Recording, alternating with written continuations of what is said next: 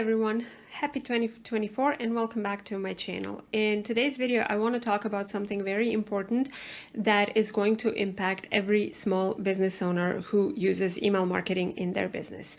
If you haven't heard, Google and Yahoo have announced some major changes that are coming to the way that they deliver emails to inboxes, and there are a few important changes that you need to be aware of as a business owner who uses email marketing, and I'm going to cover that in this video. If you're new to this channel, my name is Ana and I am the web designer who designs custom Squarespace websites and Squarespace templates to help creative business owners like you launch their business as quickly as possible. And here on this channel I share business, design and marketing tips all about working smarter and not harder in your business. So if that is something that interests you, hit that subscribe button. And now without further ado, let's dive into today's video. So as I've stated at the beginning of this video, both Google and Yahoo have announced some major changes regarding email deliverability. Now, Google is one of the most used email providers and Yahoo is the second one. So if you have an email list, chances are the majority of your subscribers use either Google or Yahoo for their email address. Now, one of the first things that Google announced and then later Yahoo followed suit is that they will be deleting or removing inactive accounts, meaning if somebody has a Google address and they haven't logged into it for the past 2 years, they will simply be deleting that email. Now, what this means for your email deliverability is that if you have a lot of subscribers with inactive Google accounts, then your email sent to that address will effectively bounce, which will impact your deliverability rate going further. On top of that, both Google and Yahoo said that they require all bulk senders of emails to be properly verified. Now, bulk senders of emails, that's us, that's business owners who use email marketing in our business. Now, technically, they did say that these changes will impact only bulk senders that send more than 5,000 emails per day. So if you have a smaller list, you might think that this does not apply to you, but I will tell you why you should make those changes or why you should configure everything on the technical side, even if your list is not at 5,000 mark yet. But what are the changes that you need to have in place? So essentially, there are 4 things you need to pay attention to. First of all, if you're using a free Google or Yahoo email address in your email marketing service provider, such as, I don't know, janeblogs@gmail.com, get rid of that immediately and use a custom email address, meaning you need to have an email address that is associated with your domain name. So if your domain is janeblogs.com, all marketing emails should come from jane@janeblogs.com. So that is the first thing that you want to set up and want to have configured. Secondly, you need to have SPF, DKIM, and DMARC records in place. What these records do is essentially, without getting too technical and going into too many technical details, they basically tell Google that your email is legit and it's coming from a legitimate person. It's not spam, it's not dodgy, it doesn't have any suspicious links, it's not engaging in any phishing practices or anything like that. Basically, when you send an email, Google will check that email and make sure that it's coming from the person who it claims it's coming from. It'll make sure that your domain checks out. It'll make sure that your IP address that is supposed to send that email checks out on the technical side and all of that stuff. And that is happening behind the scenes. And if you don't have those records in place, then those checks will fail and your email is more likely to end up in spam. On top of that, you also need to have one-click unsubscribe link in your emails. Now, most email marketing providers provide you with that by default, and you are not supposed to remove it. You need to have an easy way for your subscribers to opt out of your emails and to unsubscribe. Now, ideally, this link should be placed at the top of your emails, but in most cases, you will find it that it's down at the bottom, at the footer of your email. And finally, the 4th thing that you need to have in place is something that is not entirely within your control, but you can make some changes in your email marketing practice to make sure that you don't go over that threshold. Your spam rate when you're sending emails needs to be below 0.3%. For illustration purposes, if you have 1,000 people on your email list, that means it only takes 3 people to report your email as spam to get that to get to that 0.3% threshold. Now, this isn't necessarily within your control because you can't control what people do. And in some cases, if the person who is receiving your email is not very familiar with you, it's really easy for them to just mark your email as spam, simply because it's easier to do that than to hunt down the unsubscribe link. Most people are lazy, unfortunately, and in most email clients, even if they're not using Gmail or Yahoo, but something else like Microsoft Outlook or, I don't know, Apple Mail or Spark or whatever, what have you, it's a lot easier to click that link at the top that says unsubscribe and report as spam than it is to scroll all the way down and find the unsubscribe link. What you can do to keep your spam rate below that threshold is always make it easy for people to unsubscribe. And I would go so far as to say invite them regularly to unsubscribe. Unsubscribes are not a bad thing. If somebody unsubscribes from your list, that means they're not the right fit for what you have to offer, so you shouldn't see them as something negative. Think of it like this. They're just opening up space on your email list for people who really do want to hear from you. So I would make it a regular practice to check in with your subscribers every so often, at least once every quarter, and say, hey, if this no longer interests you, if you're not interested in this topic, I invite you to unsubscribe. No hard feelings.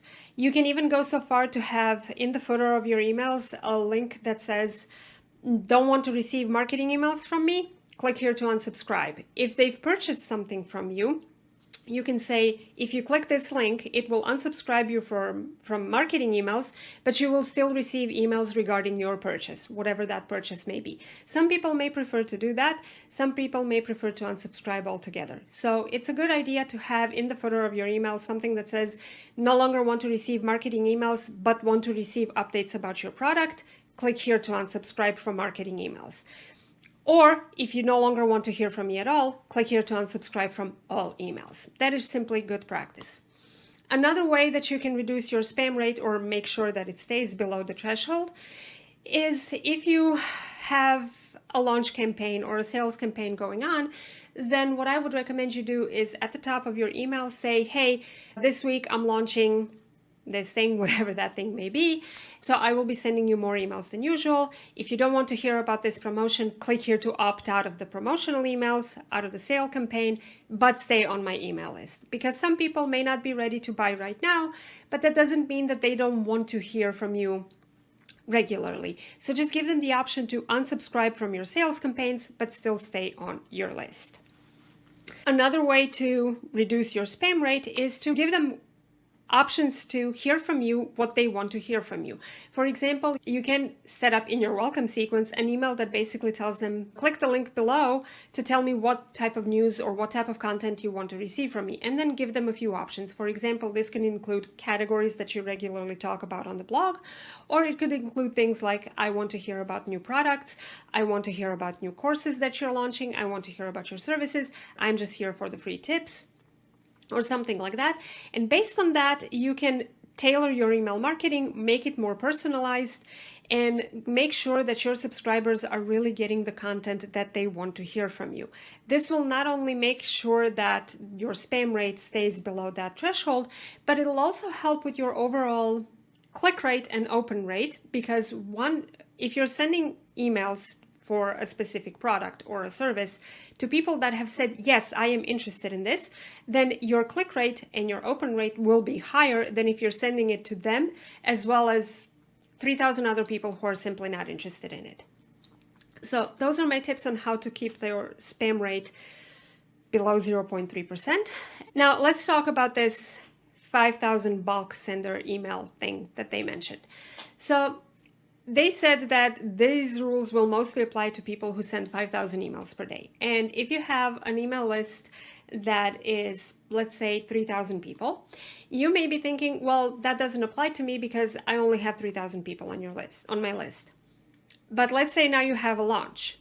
And usually a launch campaign lasts for about a week, and then you send emails every day. And every day you're sending 3,000 emails. But then on the last email, on the last day of your campaign, you might want to send 2 emails, one in the morning saying, hey, this is your last day to get this big bonus or to get this special offer.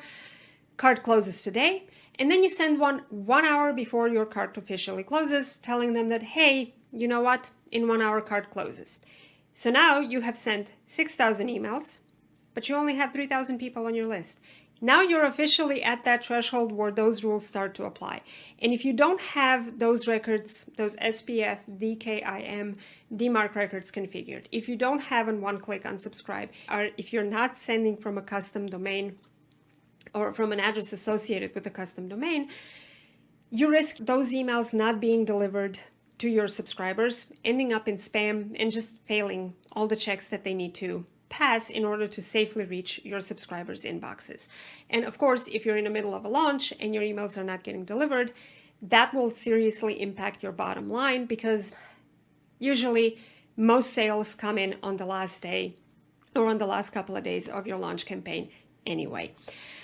So even if your list is below 5,000 people, I would still say take some time in your schedule to do this, to set those records up and to make sure that you have a custom domain associated with your email marketing service provider.